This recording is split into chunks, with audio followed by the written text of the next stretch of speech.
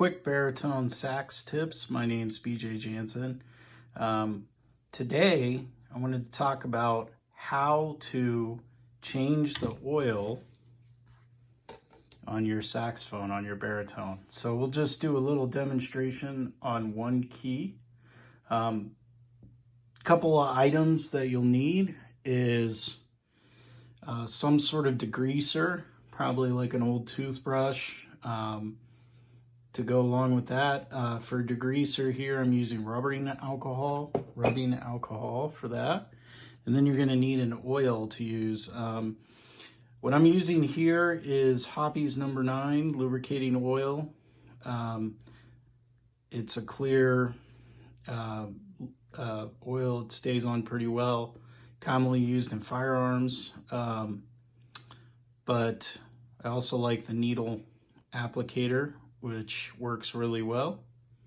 And you can also use, some people use toothpicks and dip it into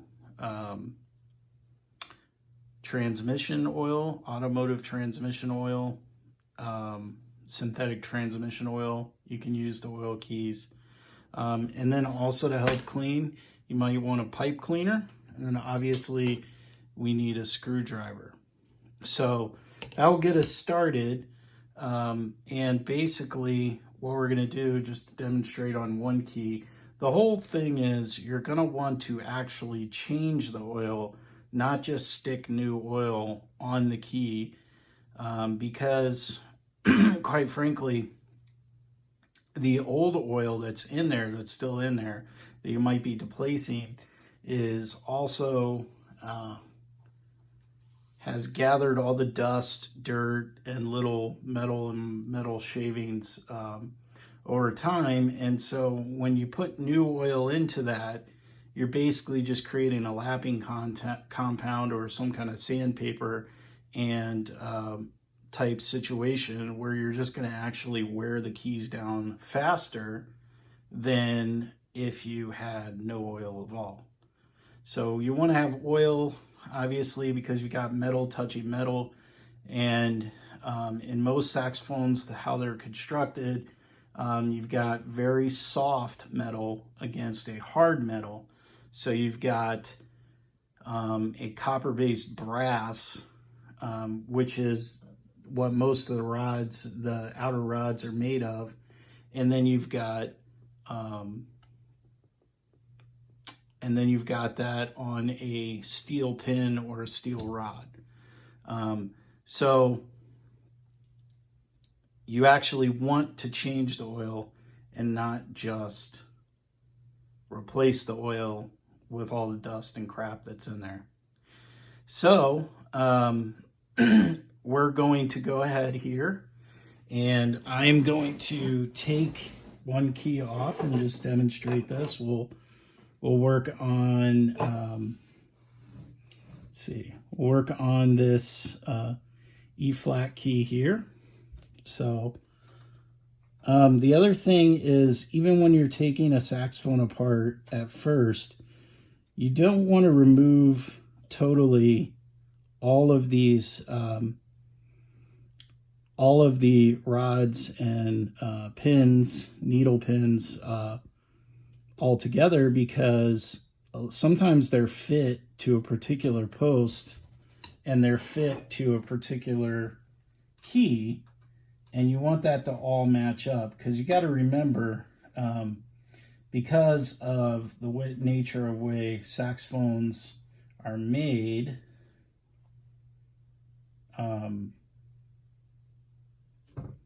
they're all handmade and hand fitted. One of the few things that are still that way are musical instruments. That's why they're so damn expensive, right? So you want to keep that together as much as possible. So what I would do, and here again, this is the pin. So if you could see, you're going to want to make sure that you get all the old oil off.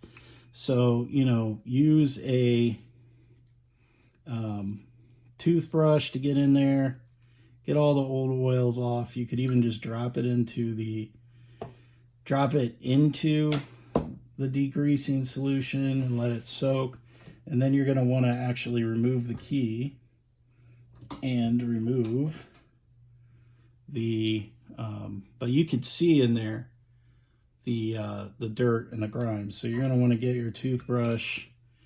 You want to clean out that as much as possible, right? Make sure that's clean. And the other reason why you don't want to use water or anything like that is you're going to be near your pads, and you don't want your pads to get wet, because if the pads get wet, they will be destroyed. But we do want to make sure that we're taking off all that grease and the grime. I mean, you could possibly strip the whole thing down, put it in an ultrasonic cleaner if you wanted, but that may or may not be necessary. And then you want to maybe dip your pipe cleaner, get it down in there, get as much as you can out with the alcohol or Liger fluid, and then actually stick it through here into the post and get as much grime out. Now, what you could do is, you know, take the whole saxophone apart and then dust and clean everything. But that really goes down to your comfort level with working with your saxophone. And if you're not confident in what you're doing, I would highly suggest not going ahead and doing this.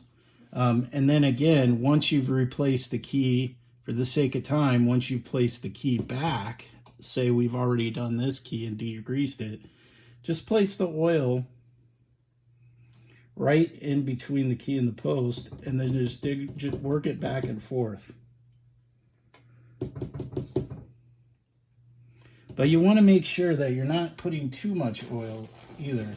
So you're going to want to make sure you're wiping any excess off as it gets in there, because if you over oil, then you're actually going to do more harm than good, again, because of the fact that you're going to actually put too much oil. It's going to attract dust, and then if it attracts dust, then it's going to get in there in between the metal and actually create like a lapping compound or sandpaper. So again, quick tip, I use hoppies. You can use synthetic transmission oil. You can use a clear oil. Synthetic is usually better because it doesn't degrade over time. And you're going to need some sort of degreasing, because you want to actually remove the old dirt and oil before you replace it. So hope you enjoyed this video. It's just a quick how-to. And with all that said, I am available for saxophone lessons and coaching, so virtually. So please not only like, subscribe, but check out the music, and check out, send me a message if you'd like to set up some video chats or lessons. So again, thank you so much for tuning in. Please like, subscribe, stay tuned. I'm actually going to go through a cleaning process here over the next couple of weeks with the saxophone right here, which is my 991 Yanagasawa that I had custom made probably about 4 or 5 years ago. So please stay tuned and subscribe to the channel. Thank you.